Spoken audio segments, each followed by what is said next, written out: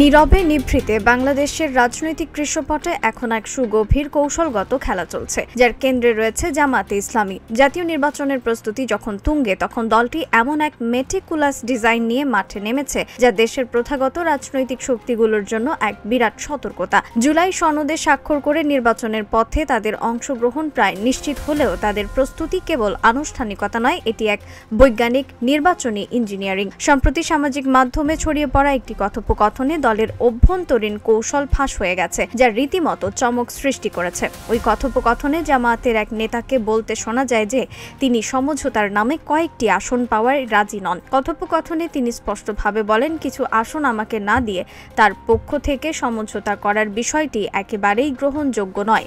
যদি সে মনে করে আমার আসনটি ছাড়ার মতো কোনো আসন, তাহলে সেটা সম্পূর্ণ অসম্ভব। তাই আমি অনুরোধ করব, আপনি ভোটার স্থানান্তর বা ভোট পরিকল্পনার বিষয়ে বিস্তারিতভাবে বলুন। এই বাক্যগুলো তাৎক্ষণিকভাবে রাজনৈতিক মহলে এক গভীর প্রশ্ন তুলেছে। জামায়াত কি এখন সমঝোতার রাজনীতি ছেড়ে সরাসরি নিজেদের সাংগঠনিক শক্তিতে ভর করে এককভাবে ক্ষমতায় যাওয়ার পরিকল্পনা করছে? দ্বিতীয়বার শোনা সেই বাক্যগুলো স্পষ্ট ইঙ্গিত দেয় যে জামায়াত এখন কেবল প্রার্থী ঠিক করা বা জোট গঠনের অপেক্ষায় নেই। তারা ভোটারদের স্থানান্তরের মতো একটি ব্যতিক্রমী এবং আগ্রাসী কৌশল অবলম্বন করতে প্রস্তুত। আসলে এই ভোটার ইঞ্জিনিয়ারিং পদ্ধতি বিশ্বের রাজনীতিতে নতুন না হলেও বাংলাদেশে এমন বৃহৎ পরিসরে তা সচরাচর দেখা যায়নি। জামায়াতের পরিকল্পনাটি হলো বেশ সরাসরি। ধরা যাক, টাঙ্গাইল ২ আসনে জামায়াতের মোট ভোটার ১০,০০০, যেখানে বিএনপি বা আওয়ামী লীগের তুলনায় তাদের জেতার কোনো আশা নেই। জামায়াতের কৌশল হলো এই ১০,০০০ ভোটারকে সাংগঠনিকভাবে টাঙ্গাইল ৩ আসনের ভোটার হওয়ার জন্য আহ্বান জানানো। এভাবে একাধিক আসন থেকে ভোটারদের একটি নির্দিষ্ট আসনে কেন্দ্রীভূত করে সেই আসনে সংখ্যাগরিষ্ঠতা নিশ্চিত করা। টাঙ্গাইল ৩ আসনে গিয়ে তারা সহজেই জিতে আসতে পারে, এই ধারণার ভিত্তিতেই চলছে তাদের প্রস্তুতি। অবশ্যই আওয়ামী লীগ আমলেও ভোটের যোগ বিয়োগ হয়েছে এবং নির্বাচনী সীমানা পরিবর্তিত হয়েছে। ২০০৮ সালে পুরো বাংলাদেশের নির্বাচনী সীমানা পুনর্বিন্যাস হয়েছিল, কিন্তু এক আসনের ভোটারদের জন্য আসনে গিয়ে ভোটার হওয়ার জন্য প্রকাশ্যে এমন কৌশলগত আহ্বান বাংলাদেশের রাজনীতিতে এক অভিনব সংযোজন। অধিকাংশ বিশ্লেষকদের মতে বাংলাদেশের সবচেয়ে গুছিয়ে এবং কৌশলগতভাবে যে দলটি রাজনীতি করে সেই দলটি হলো জামায়াত। অস্বীকার করার উপায় নেই, দলটির সাংগঠনিক কাঠামো, কার্যপদ্ধতির রোকন থেকে আমির নিয়োগের প্রক্রিয়া এবং এমনকি তহবিল সংগ্রহের পদ্ধতি সবকিছুই অত্যন্ত সুশৃঙ্খল এবং পরিকল্পিত। সাম্প্রতিক বিশ্ববিদ্যালয়গুলোতে ছাত্র শিবিরের ভূমিধস বিজয়ী প্রমাণ করে যে এই পদ্ধতিগুলো সফলভাবে কাজ করছে। তাদের সাংগঠনিক কাঠামো এখন আর কেবল ধর্মীয় বা আদর্শিক লাইনে খেলছে না, দলটি এখন স্ট্র্যাটেজিক গ্রোথ মডেলে কাজ করছে, যেন তারা কোনো বহুজাতিক কোম্পানি যারা বাজার দখলের জন্য নিখুঁত পরিকল্পনা নিয়ে নেমেছে। উদ্ভাবনী পরামর্শক প্রতিষ্ঠান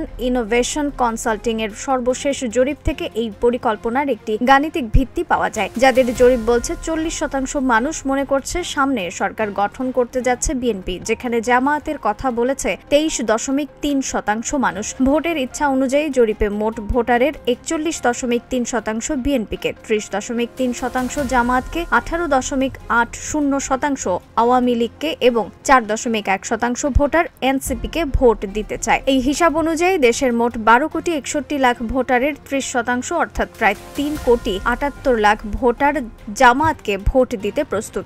এমনকি যদি সর্বনিম্ন সংখ্যাটি ধরি যারা মনে করে জামায়াত ক্ষমতায় আসতে পারে, সেই 23.3% মানে প্রায় 2,93,00,000 ভোটার। জামায়াত যদি এই ভোটারদেরকে গোলাম পরোয়ারের কথার মতো সুষম ভাগে ভাগ করে অন্তত 120টি আসনে কেন্দ্রীভূত করতে পারে, তবে প্রতি আসনে প্রায় 2,44,000 ভোট পাবে দলটি।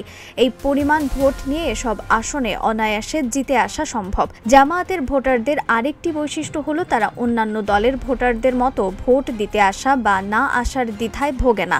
জামায়াতের ভোটাররা ভোট দেওয়াকে প্রায় একটি ধর্মীয় বা নৈতিক দিনের কাজ হিসেবে দেখে, ফলে তাদের ভোট কাস্টিং এর হারও সর্বোচ্চ হওয়ার সম্ভাবনা রয়েছে। গোলাম পরোয়ারের এই বক্তব্য নিঃসন্দেহে সব মহলে কাঁপন ধরানোর জন্য যথেষ্ট।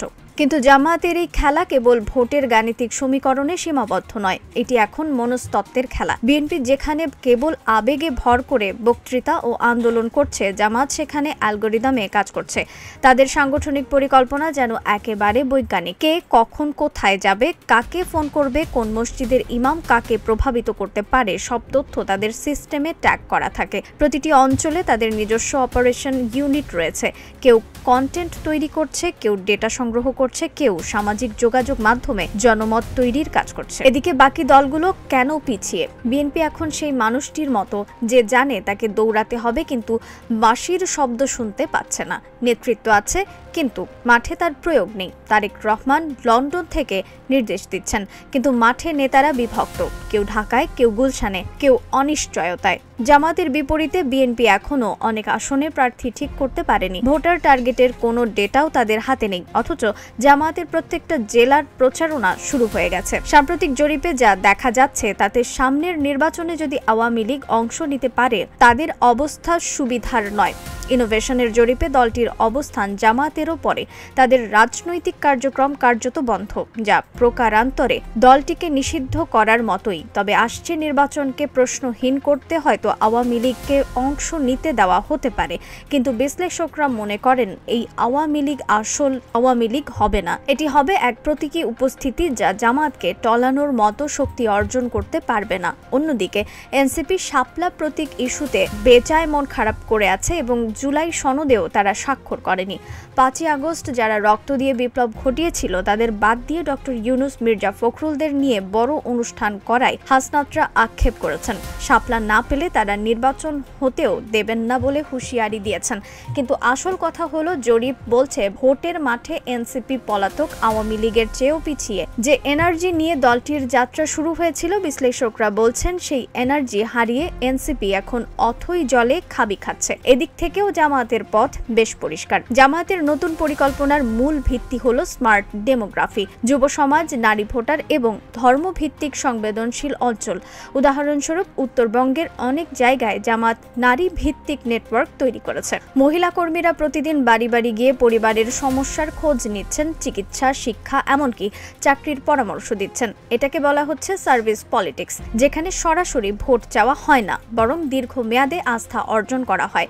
তরুণ সমাজেও জামাত এখন ডিজিটাল প্রোপাগান্ডা নিয়ে এগিয়েছে। তাদের সাইবার টিম পেশাদারভাবে কাজ করছে। টিকটক থেকে টেলিগ্রাম পর্যন্ত তাদের কন্টেন্ট ছড়িয়ে আছে। তারা শুধু ধর্ম নয়, ন্যায়, বিকল্প রাজনীতি এবং পরিবর্তনের কথা বলছে, যা একসময় বিএনপির প্রধান স্লোগান ছিল। অর্থনীতি এবং সংগঠন দুটোই নিখুঁতভাবে সাজানো। জামায়াতের তহবিল সংগ্রহ পদ্ধতি এক ধরনের সাইলেন্ট ইকোনমি। দেশের ভেতরের ছোট ব্যবসায়ী ও বিদেশের প্রবাসী সম্প্রদায় এক ধরনের বিশ্বাস নিয়ে চাঁদা দেয়। তাদের অর্থ আসে হিসাব করে এবং ব্যয়ও হয় পরিকল্পনা করে। বিএনপি যেখানে প্রতিটি কর্মসূচির পর অর্থের অভাবে হিমশিম খায়, জামায়াত সেখানে আর্থিকভাবে স্বনির্ভর। বিশ্লেষকরা বলছেন বাংলাদেশের রাজনীতিতে এখন এক নতুন ভারসাম্য তৈরি হচ্ছে। একদিকে পলাতক আওয়ামী লীগ, অন্যদিকে আত্মবিভক্ত বিএনপি। মাঝখানে জামায়াত গড়ে তুলছে সুসংগঠিত বিকল্প গল্পের বলয়, এক রাজনৈতিক ইঞ্জিনিয়ারিং যা ধীরে ধীরে ভোটের গাণিতিক হিসাব বদলে দিচ্ছে। জামায়াত এখন সরাসরি ক্ষমতার জন্য মাঠে নামছে না। ক্ষমতার ব্যাপারে তাদের আত্মবিশ্বাস এতটাই প্রবল যে তারা বিএনপির সাথে জোটের কথাও বিশেষ গুরুত্ব দিয়ে চিন্তা করছে না। মাঠের যে অবস্থা, আসছে নির্বাচনে দলটির অপ্রত্যাশিত উত্থান দেখে সবার চোখ কপালেও উঠতে পারে। অন্যদিকে বিএনপি সহ অন্য দলগুলোর বর্তমান পরিস্থিতি এমন যে সামনে তাদের জন্য বড় ধাক্কাই অপেক্ষা করছে। যদি এই ধাক্কাও তাদের সাংগঠনিক ঘুম ভাঙাতে না পারে, তাহলে পরবর্তী 5 বছর তাদের বেশ ভুগতে হতে পারে। সুতরাং চিত্রটা এমন, একদিকে নিখুঁত পরিকল্পনায় এগোচ্ছে জামাত, অন্যদিকে পুরনো ক্লান্তি নিয়ে হাঁপাচ্ছে বড় দলগুলো। নবীন দলগুলো যেন হালে পানি পাচ্ছে না। নির্বাচন এখন কেবল ভোটের নয়, এটা বুদ্ধিমত্তা ও সুশৃঙ্খল সংগঠনের প্রতিযোগিতা। আর এই খেলায় জামায়াতের ডিজাইন এখন পর্যন্ত সবচেয়ে নিখুঁত এবং কার্যকরী। জামায়াতের সেই মেটিকুলাস ডিজাইনের চূড়ান্ত ফলাফল দেখতে আমাদের আর কিছুদিন অপেক্ষা করতে হচ্ছে। রিফাত আরা ইসলাম, ভোরের আকাশ।